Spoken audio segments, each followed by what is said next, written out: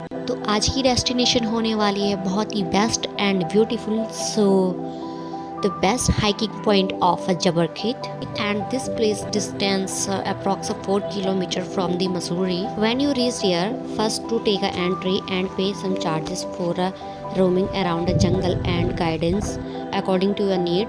Otherwise you take a map. So let's start the trek. Now our trek start with चमकती धूप। Hiking करते वक्त आपको ऊपर रास्ता दिखाने के लिए साइन बोर्ड लगे होंगे if you don't have any guidance. और ये है किलमोड़ा, जिसे बारबेरी भी कहते हैं, एंड दिस इज़ अ जंगली fruit of Uttarakhand and it is a mostly found in Himalaya areas, and this is a little berry, some sour and sweet, and the benefits control of a blood sugar level, and barberry roots used in a diabetes problem and jaundice problems and so many things.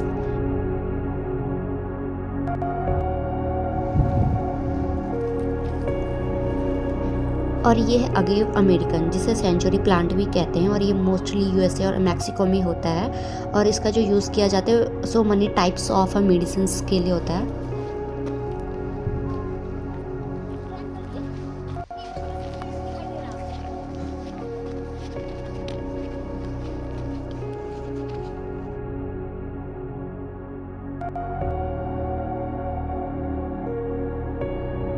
और ये है सीड्रस डोटरा, जो कि mostly north India के Himalaya area में मिलती है, और ये पाइनसिया की फैमिली से बिलोंग करता है, और इसकी जो लकड़ी होती है वो काफ़ी स्ट्रॉन्ग होती है, और इसमें जो लिटिल सीड्रस कोन लगे होते हैं ये हल्की हल्की फ्रेगनेंस वाली होती हैं। तो चलते हैं आगे and collect the more knowledge. तो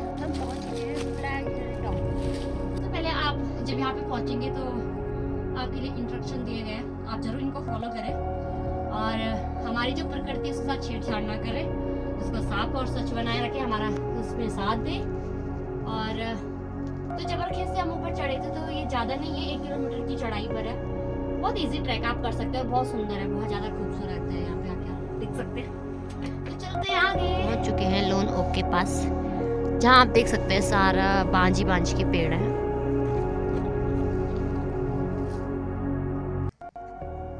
तो फाइनली हम फ्लैग टॉप पे पहुंच चुके हैं, और यहाँ से आप देख सकते हैं लोन ओक, यानी कि जो पूरा जो बांझ वाला जो एरिया, पूरे बांझ के ट्रीज मिलेंगे आपको यहाँ पे।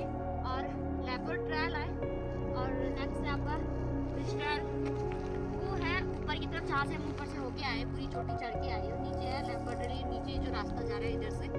तो हम मतलब पूरा अराउंड है जो वहाँ से घूम के आए, अब यहाँ से हम जाएंगे सीधा नीचे। तो अब चलते हैं वापस दूसरे वे से।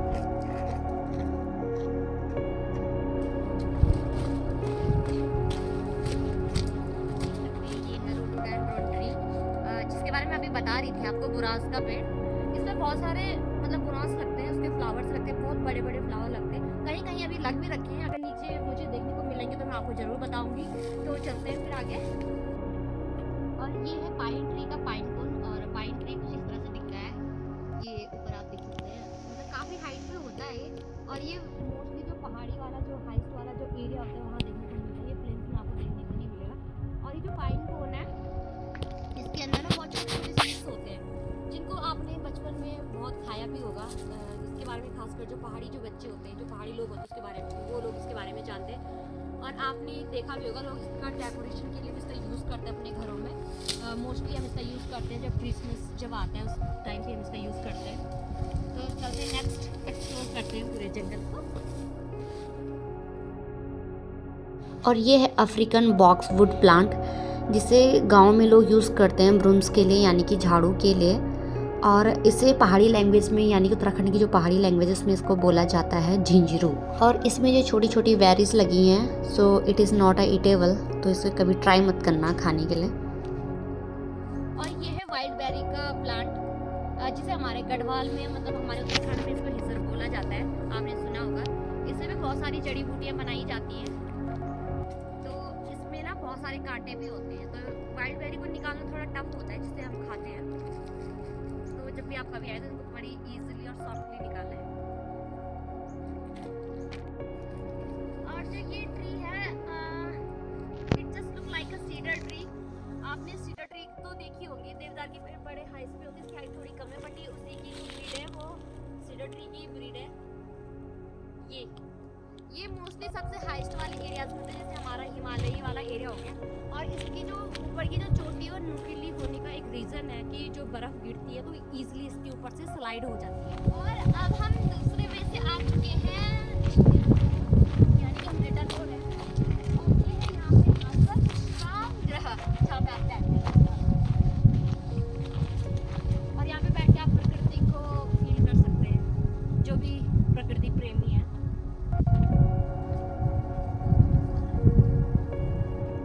तो ये पेड़ों पे लगाए गए हैं कैमरा, और इस कैमरे का नाम है मॉन्स्ट्रिगर camera, and this is a waterproof camera and capture the animal picture, and ये वर्क करता है डे एंड नाइट में। और इसका जो वर्किंग डेज की जो कैपेसिटी है ये है 30 डेज़ की। और इस जंगल में ऐसे 7 कैमरास और लगे हैं, and I am collect this knowledge from the Rachit Chauhan, they are a guidance here. तो दोस्तों ये है वो फ्लावर जिसकी मैं बात कर रही थी, बुरास का फूल, जो हमारा उत्तराखंड का स्टेट ट्री है। और मैं एक थोड़ी बात करना चाहूँगी इस चीज़ के बारे में। ये अनफॉर्चुनेटली देखने को मिल रहा है इस टाइम पे कि अभी ये जो फ्लावर है इनके खिलने का टाइम नहीं है। अब वैसे ये ज़्यादातर तब खिलते हैं जैसे कि हमारा फरवरी पूरा ख़त्म हो चुका होता है, मार्च या अप्रैल जो स्टार्ट होता है मंथ, ये तब जाके खिलते हैं। बट आप जैसे देख सकते हैं कि मतलब हमारे पूरे अर्थ में इतना ज़्यादा टेम्परेचर हो गया है कि टेम्परेचर मतलब बढ़ता जा रहा है, तो उस वजह से ये जो फ्लावर है ये ना उस वजह से जल्दी से ये खिलने लगे हैं। तो हमें इस चीज़ का भी ध्यान रखना होगा कि हमारे जो अर्थ का जो टेम्परेचर है वो मतलब लो ही रहे, ज़्यादा नहीं होना चाहिए।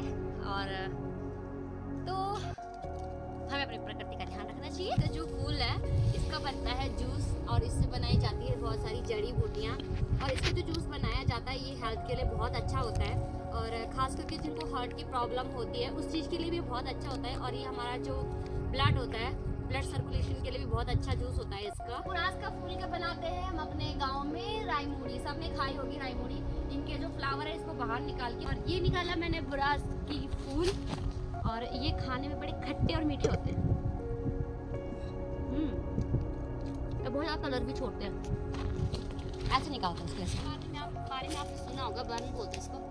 ये इसका यूज़ हम गांव में करते थे, जब लोग ना अपनी झोपड़ियाँ बनाते हैं तो उसके ऊपर से डालने के लिए इसका उपयोग किया जाता है।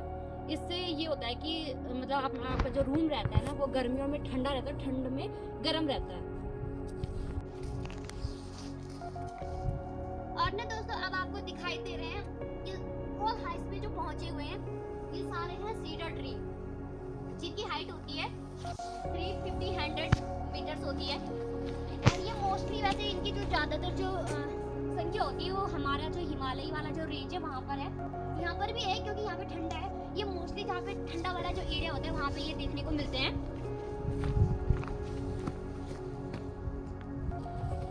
और इनको मैं तोड़ नहीं पाऊँ ना, वही जंगली सेब नहीं, इस पे चढ़ने की ट्राई करती हूँ। ये है जंगल का ब्रिज, आगे में जा सकती हूँ लेकिन थोड़ा ऐसा लग रहा है टूटे ना।